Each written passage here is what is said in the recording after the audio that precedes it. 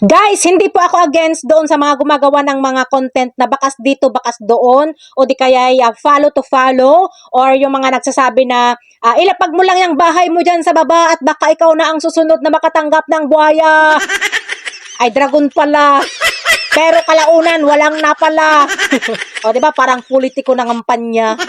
Hindi po ako kontra sa mga yan, guys. Kundi, pinapaalala ko lang sa mga baguhang content creator na hindi sa mga yan mag-uumpisa ang pag-angat ninyo. Kundi, ang paggawa ng mga original and high quality content dahil sa content natin ang daan para ma-monetize tayo at sa content tayo magkakaroon ng earnings, hindi doon sa bakas dito, bakas doon, bakasan muna ako, bakasan kita hanggang magkaanak tayo.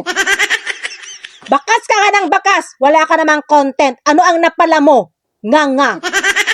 At saka, yung mga ganyang content, guys, strategy lang nila yan para dumami yung views nila, para lumaki yung engagement nila, at para lumaki yung earnings nila. Tapos ikaw na panay bakas dito, bakas doon, walang napala at pulang-pula na ang dashboard, kaya nga.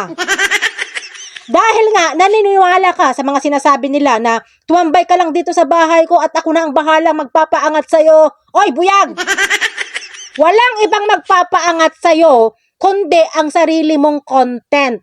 Hindi ang ibang tao. Ang pag-angat mo ay mag-uumpisa dyan mismo sa sarili mong account. Hindi doon sa account ng kapitbahay mo or sa mga kapwa content creator mo. Dyan mismo sa account mo. Okay? Kaya dapat mag-create ka ng content para umangat yung bahay mo. Hindi yung magbakas ka, iwan mo lang yung bahay mo dito sa baba. Para ako na magbahala sa'yo, magpapakalat ng pangalan mo, ipapaangat ko kita, tulungan kita ma-monetize kung ano-ano mga pinapangako, mga politiko na parang pangako na napapako.